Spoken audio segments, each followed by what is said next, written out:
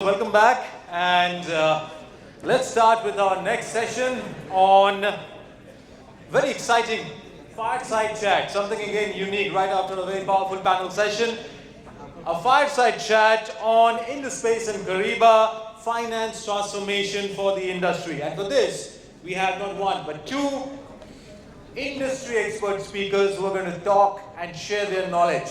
So without further taking your time, I would like to call these two experts on stage. And please help me welcome, with a big round of applause, joining us first, Ms. Shruti Gupta, Business Value Consultant from Kyriba, with a big round of applause. Shruti, can we have you on stage, please? And please have a seat, Shruti. Joining Shruti, we also have Mr. Shreyansh Shah, Chief Financial Officer, CFO from IndoSpace. Shreyansh, a big round of applause and welcome to the stage. Please have a seat.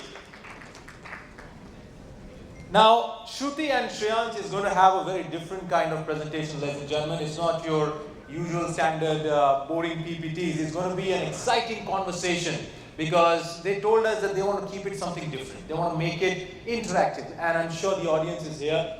And Shreyansh, Shruti, over to you. Looking forward to a cracking session, as much interaction with the audience as possible. So, over to both of you. And in advance, congratulations. Going ahead, looking forward to this great session. Thank you. So I hope everyone is recharged and we have fresh minds here. And like it's been said that we want to keep it more interactive and more casual rather than boring you with a PPT and monologue. Definitely not.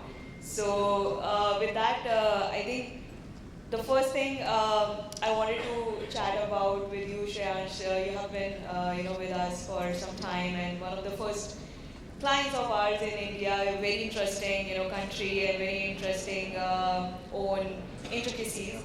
But before getting into that, I wanted to have more touchdown on the higher level of scenarios, and as a CFO of one of the largest developer and manager of grade A industrial and logistic retail space, having about 3 billion AUM under the belt. What is it that you have your priorities as a CFO, and is it sometimes that you find, how do you align it with the wider corporate strategy of the firm, and maybe talk about the challenges that you have faced and some pivotal moments, any certain anecdotes that comes to your mind?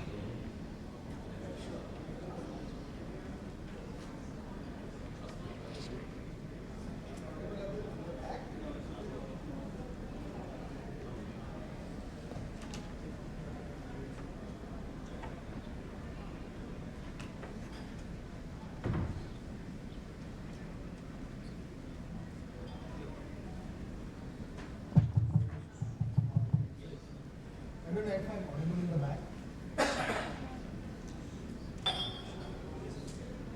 Okay. Okay.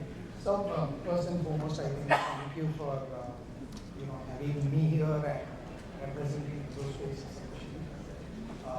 And thank you all. Good morning to everybody. We'll try and make it quick and interactive. Maybe the next 15-20 minutes. So just bear with us. I think on IndoSpace, it's kind of an interesting mix of a startup and a mature company, right? So I think we are in certain aspects still very small. In certain aspects, we are like a giant in our own self. Again, we have a fairly complex set of structure, as I would call it, of how we are set up in this country. And just for people who are not familiar with what we do, we are the largest warehousing player in the country today. It's circa 50 million square feet of assets under our belt.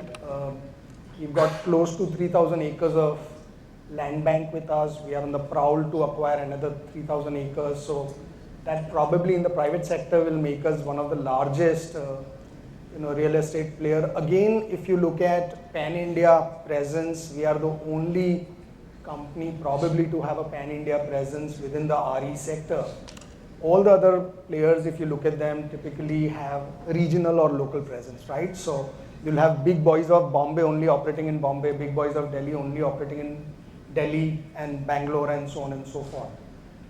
There are some companies that are now becoming pan-India. I think we are present in 13 geographies, which kind of makes us truly, pan-India in that sense. So some of the, again, I think I'll go back to the pillars of any business, right? Forget Indospace, right? So I think the 3 pillars that we really put a lot of effort in is our people, our processes, and our technology, right? I think so. We continue to kind of foster investments into those areas. First being people. I think without people, I think a lot of this is not going to be very meaningful.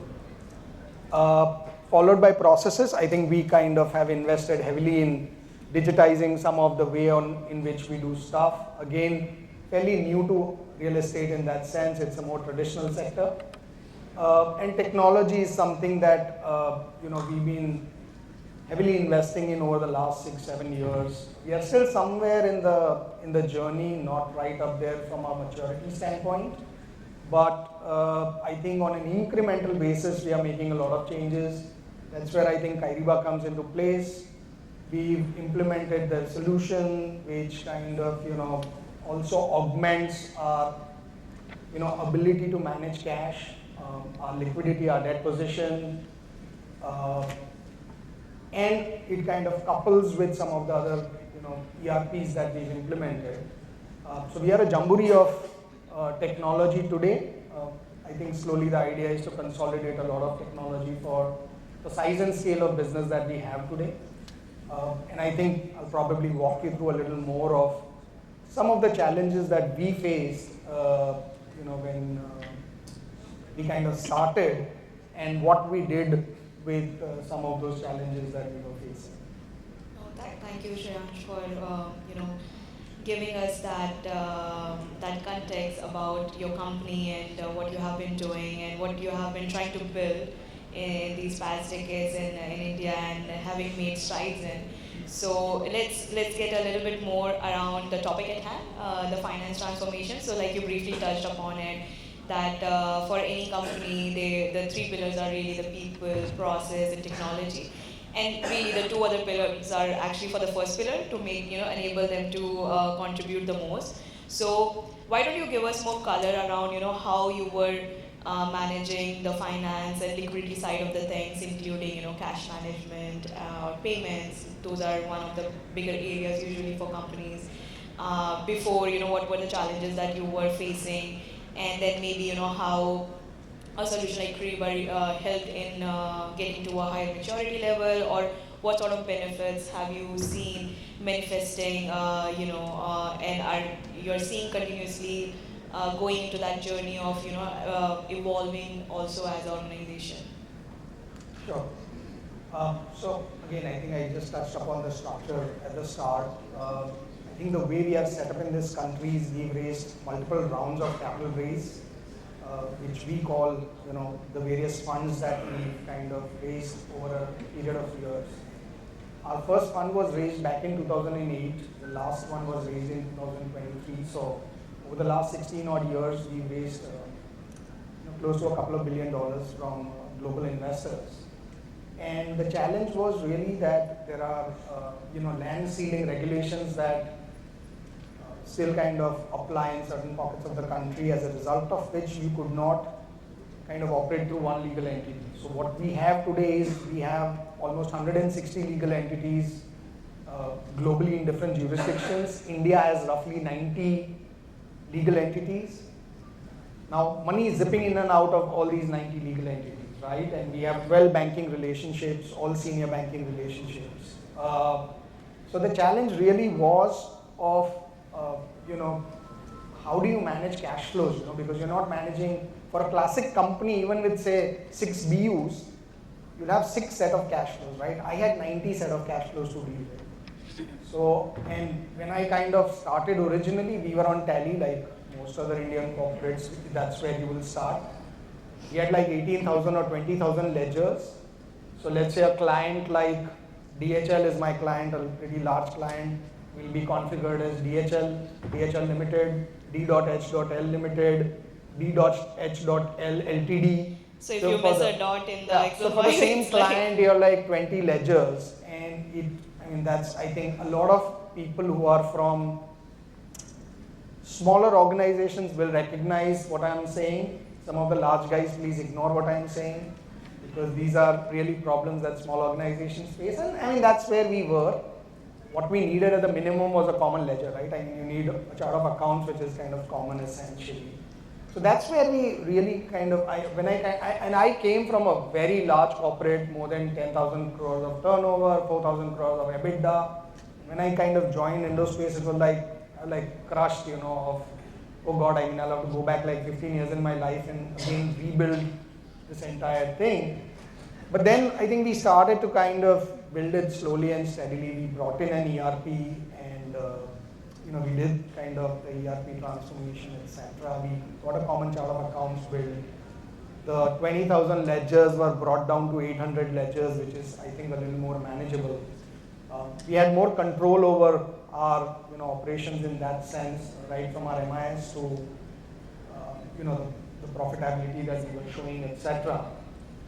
And on the treasury side, again, because we had 12 banking relationships, if I have to kind of, let's say, make a payment on one bank, I have to go to that particular bank, open the portal, make payment for project A, and then I have project 6 also needing something, I have project 12 needing something, so on and so forth. So it was very messy. I think what happened with Kyriba, what really enabled a systemic change, and I'll kind of restrict that to treasury for now, is we could kind of build a stack where all the banks came together. So I was firing one transaction of ICICI, followed by one transaction of HDFC, followed by one transaction of an SBI, followed by one transaction of BOB, right? All in a common system. So what Kyriba does at the back end is it pulls data from all these banks in a seamless fashion, kind of builds a stack for you, and you can just approve it, right? So now what? So consider my pre-treasury implementation era. What we used to do was my guys will kind of go upload, payments or receipts for each entity in each bank. I have 330 bank accounts. So, someone's getting crushed out there because you're kind of uploading either payments or downloading a statement, etc., etc. What the system enabled is, one stack. So what you do is just build a spreadsheet in an Excel, upload it on the stack, you get all the payments in one flow, just click a button and you're done. So that, and again, I mean, it's OTP enabled, so there is like built-in, essentially security features, so that kind of you're kind of okay. But what it helped us with was, if I have to review balances, we used to kind of take 15 or 20 days to just review what my cash position is like, because someone has to go to these 200, 300 bank accounts, look at it statement by statement, plot it on an Excel spreadsheet, bring it to me to tell me, okay, what my cash position is. On 15th, I'm getting the cash position of first, so which is kind of meaningless, right? What will I do on the 15th looking at cash position of first? But that's what we were dealing with. Today, I think all the empty 940s are pulled seamlessly on a common platform. I can see all my balances, global balances, on a screen in a single shot, and it just makes it a little easier for us to manage cash flow, right? So, and then we've, I think, also done some bit on the ERP side where we've kind of integrated the two systems. So what happens is the MT940s are pulled in, the UTRs are pulled out of the bank system, auto-populated on my ERP, and automatically an advice is shot to my vendor or my customer saying either the money is received or I've paid your payment, So I think some of this really kind of helped us. The FD management, let's say wherever we have FDs or mutual funds, is now much easier because, again, it's a single screen visibility of where all the liquidity is parked, how much liquidity is available, etc., etc. So I think in certain aspects, the platforms really kind of helped us. I think in certain aspects, it's still kind of WIP, so we continue to work with the vendor and the product. On the debt side, is something that we are still looking at solutions. I have maybe I think 50 or 60 distinct debt draws. So you kind of have various kind of term loans, CCDs, OCDs, OCRPSs, CCPSs, etc. Various instruments that have been used to raise capital. And some of this is now being configured on the platform so that we can make a little more meaningful use of my interest payouts, my bank charges, etc., etc. I think one more distinction I would like to draw is the bank reconciliation has become super smooth, because earlier I used to have like a set of team who were just reconciling the bank accounts, because of the number of bank accounts, you kind of need so much of an army of people to kind of download the bank statements and then kind of do a reconciliation with the ERP. I think with Kyriba again, what's helped us is I think 70% of the transactions today are auto-reconciled, 30% is still a manual intervention.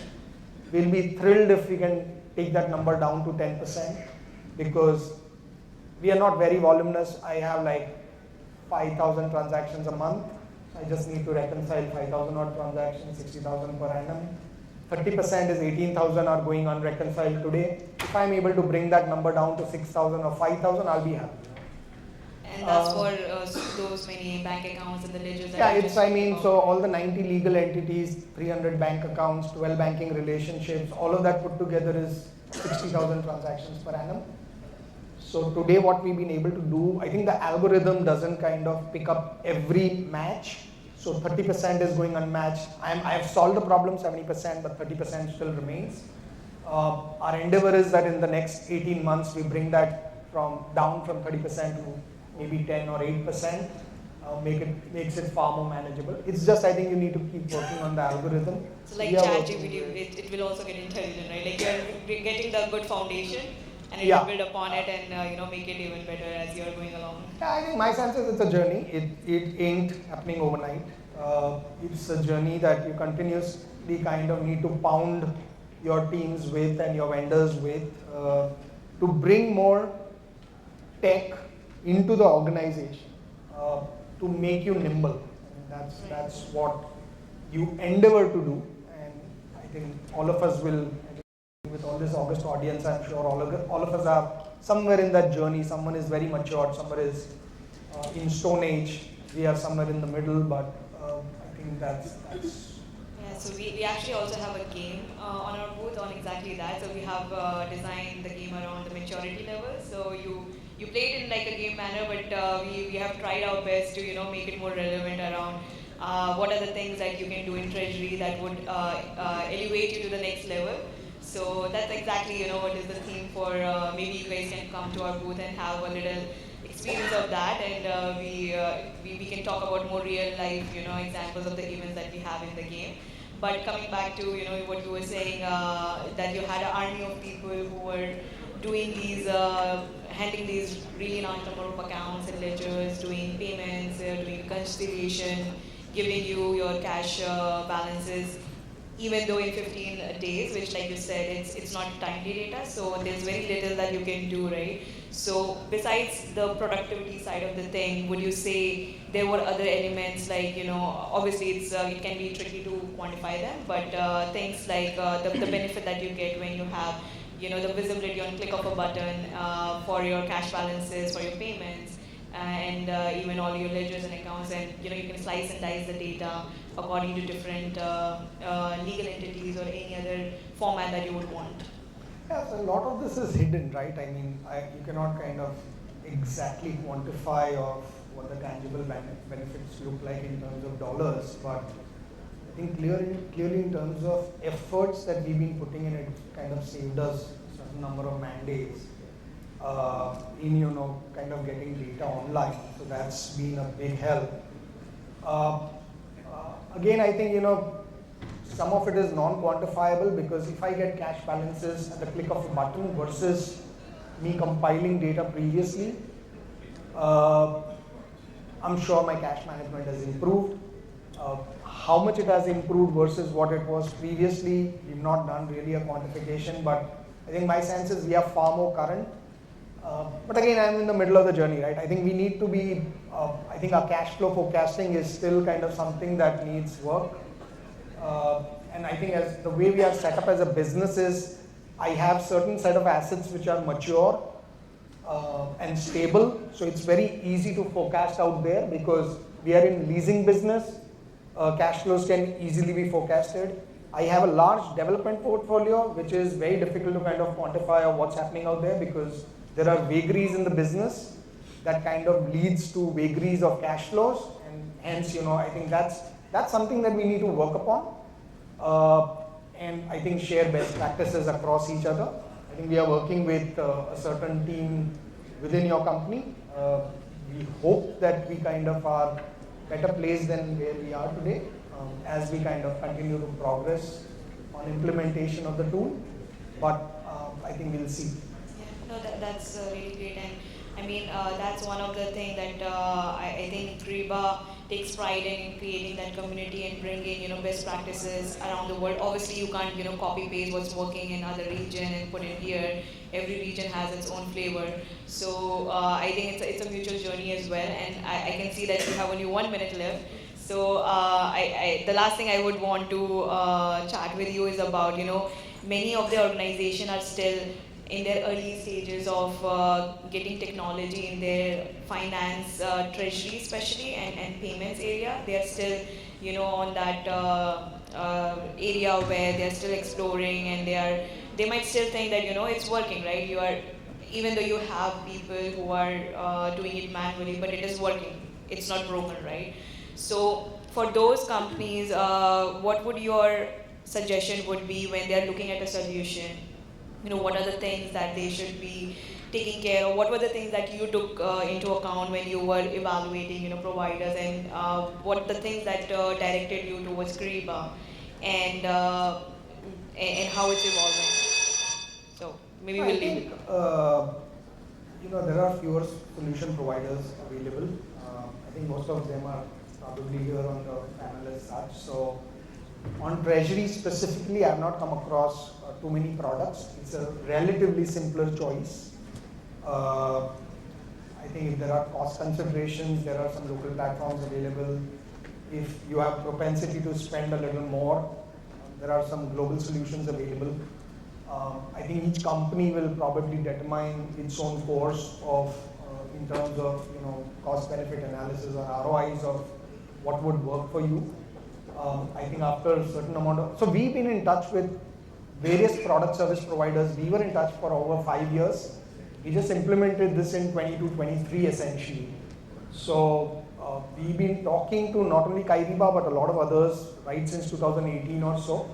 And finally, I think after a lot of evaluation, we did a lot of tests also, right? And we knew when we were implementing of what's going to work, what's not going to work. So some of the elements that are not working for us today are not like blind spots for us. We knew that these are not going to work for us.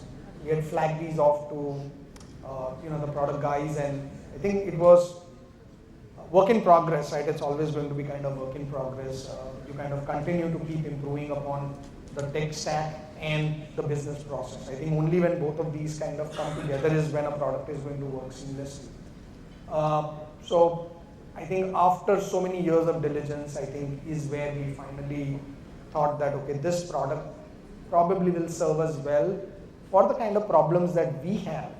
I don't think the problems that company A will have will kind of mirror problems of company C, for example. So maybe any other company will do its own evaluation and settle down upon a product that they believe is the most efficient for them. I don't think, again, 5 years is a great time to kind of look out for a product for. I think you should be able to make a decision in 6 to 9 months and make it quick. We unfortunately were going through a growth curve, so we just took a lot of time to just evaluate. But anyways, I think to cut long story short, I think we did our diligence. We kind of chose a partner of choice that we believe and still continue to believe was the right choice for us. We are in the middle of the implementation, or rather post-implementation now. We've kind of gathered some amount of value that I just spoke briefly about. There is a lot that we still think we'll be able to work with this product vendor and continue on our journey of digitization of treasury systems essentially. So yeah, I think that's what I have. Thank you for sharing that. Thank you for taking us time today to share your journey with us and all the audience here. And it's been, I think we are over time now, so maybe We don't have time for questions, but we are available on the booth, so we'll be, if you have any questions, just drop by. We'll be very happy to chat with you about, what the areas that you might be interested in and expand on, the things that Shreyansh has shared. And we just discussed, it's a journey. It's a very strategic partnership that we have built with your organization, and we are just, it's been a good ride, and I hope it will keep going on, and we can discover more as we are, moving forward. Thank you so much, Shruti, and thank you so much, Shreyansh. A big round of applause, ladies and gentlemen. That was Ms. Shruti Gupta, Business Value Consultant from Kyriba, and Mr. Shreyansh Shah, CFO from IndoSpace, for that wonderful TED Talk and fireside chat on finance transformation. And now, I would like to call on stage Mr. Debashish Nandi, President and Group Chief Financial Officer from Thomas Cook, to kindly do the honors. Mr. Nandi, thank you so much for doing the honors, sir. I would like to present it to Shruti first.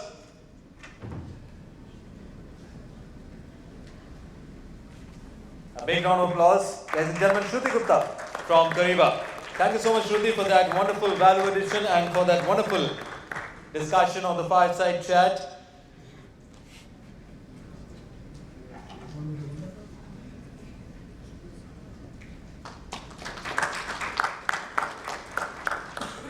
Moving next to Shreyansh. A big round of applause to Shreyansh.